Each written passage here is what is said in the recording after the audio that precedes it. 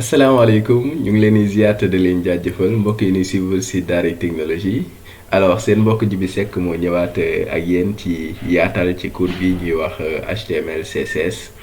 Ok donc bon mu doon cours boo xam ni c'est la base de tout projet de développement web. tey jii bu dee da nga bëgg a defar benn application web wala nga defar benn site web bon il faut que nga maîtriser HTML CSS quoi.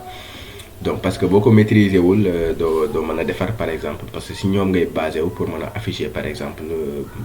benn affaire si écran bi par exemple bu ñu jëlee kaw HTML bon damay dem tout simplement si benn site bu tudd samancorporation.com. si site bi yéen a ngi gis ni am na ay affaires yu bëri yoo xam ni ñu ngi ko fi affiché comme par exemple menu bi ngeen di gis fii comme par exemple logo bi ngeen di gis fii comme par exemple titre bi nii. maintenant question bi ngeen di posé mooy en fait nan lañ mën a def ba ñun à partir ay code yu ñuy def bon affaire yu ñuy bind ñu mën a am benn titre fii ñu mën a am benn logo ñu mën a am par exemple voilà benn photo def ko fu nu neex voilà. loolu noonu li lay permettre nga afficher ko ci écran bi n'est-ce pas loolu mooy HTML mooy langage bi nga xam ni langage de programmation après dinañ ñëw sax ci est-ce que réellement HTML CSS ay langage de programmation la parce que am na ñu naan du ay langage de programmation am ñu naan langage de programmation la mais loolu lépp dinañ ci ñëw ci yaatal.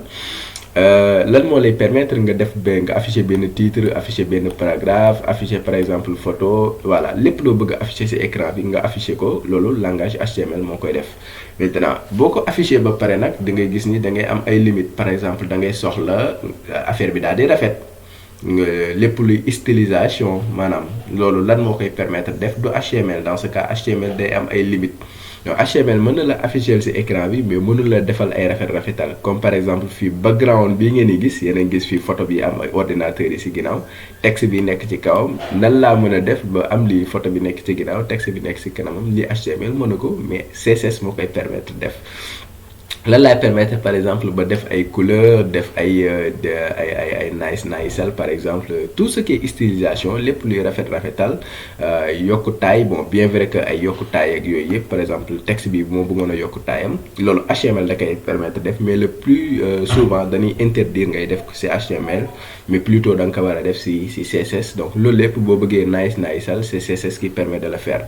léegi kon gis ngeen ni HTML lu muy def mooy lan mooy permettre nga afficher ci écran bi. CSS mooy permettre defar niceal yi mais même après boo jàngee HTML CSS bon di nga mën a defar ay sites yoo xam ne ay sites statiques lay doon mais du doon ay sites yu dynamique donc lan mooy site statique ak lan mooy site dynamique donc site statique mooy site boo nga xam ni contenu bi du changer n'est-ce pas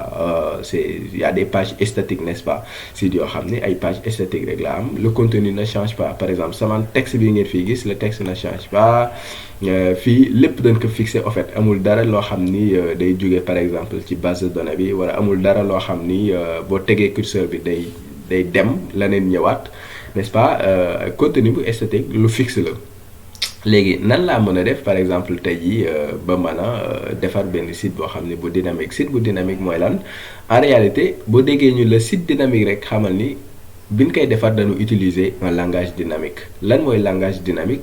dynamique mooy langage de programmation bu nga xam ni daf lay permettre nga defar benn contenu boo xam ni day mettre à jour eux-mêmes maanaam contenu bi moom ci boppam day mettre à jour comme par exemple lii Saman Corporation bi ngeen di gis contenu la moo bu ma waxee contenu mooy lépp luy texte lépp luy vidéo lépp luy image et cetera. lépp luy lien donc Saman Corporation bi par exemple yéen a ngi gis ni titre la par exemple contenu la mais nan laay def bu ma ko sélectionné wala bu ma tegee curseur bi nii rek Saman Corporation dootu fi nekkati mais Daara Technologie moo fiy nekk maanaam contenu bi day mettre à jour sans pour autant nga dem di modifier code bi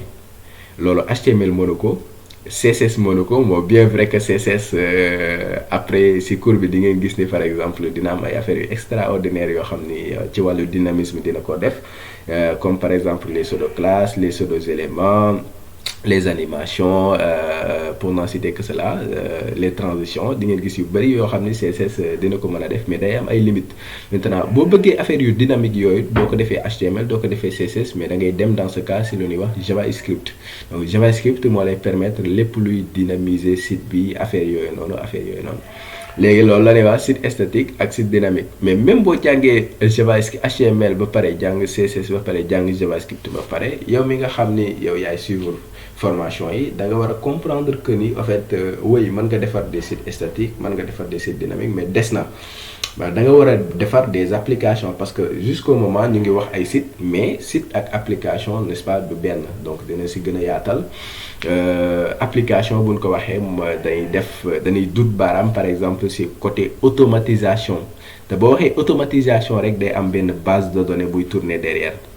maanaam sa données yi da nga leen di stocké fenn da nga leen di jël nga denc leen fenn n'est-ce pas boo xasee ba commencé defar ay sites yoo xam ni day am ay base de données rek léegi doonatul site mais application lañ koy woowee. alors donc cours bi nag duñ def JavaScript mais dinañ jàng lépp luy HTML CSS dinañ si yaatal bu baax a baax a baax alors yow mi nga xam ni yow yaay suivre vidéo bi xamal ni ça va être la meilleure vidéo ci HTML CSS parce que lépp loo soxla bépp bagage boo soxla ci HTML comme ci CSS dina ko yaatal fii avec des explications très claires et surtout en wolof parfois ñu ñambasal ci français mais c'est pas méchant léegi dinañ expliquer dinañ wax ci HTML CSS n'est-ce pas voilà donc li tax ñu war a jàng par exemple HTML CSS dinañ ci ñëw bu ñu yegg ci partie 1 bi dinañ expliquer ndax HTML ak CSS ay langage de programmation lan tamit. Deuxième partie bi au fait dinañ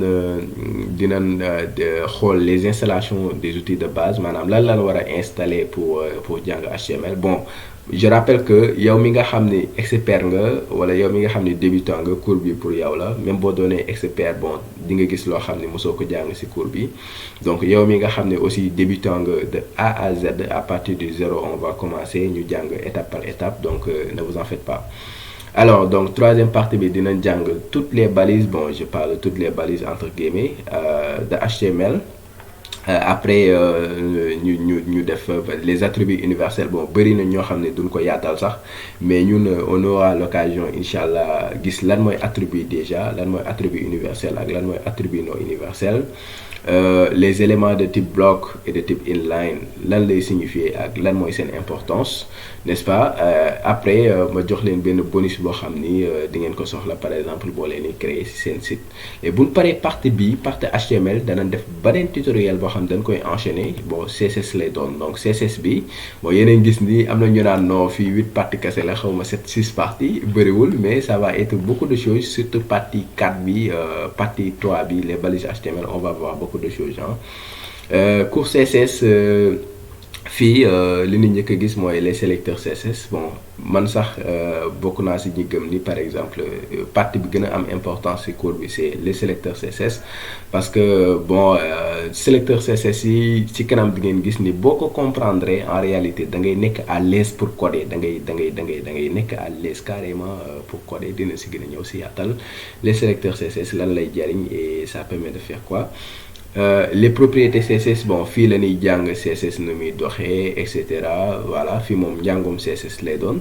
après ñu créer benn site de A à Z ci HTML CSS site touristique lay doon idée bi fii mooy lan mooy ñu exposer le Sénégal ñu créer benn site boo xam ni day permettre ñi nga xam ni xamuñu Sénégal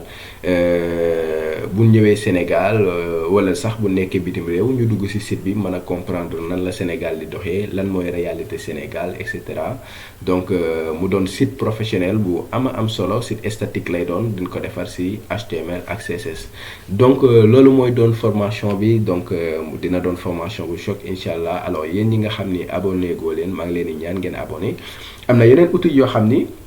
mën nga ci defar aussi ay applications sans pour autant nga coder loolu la ñuy wax des CMS donc def nañ vidéo ci chaîne YouTube bi yéen ñi nga xam ne da ngeen a bëgg a créer des applications wala ay sites web sans pour autant ngeen coder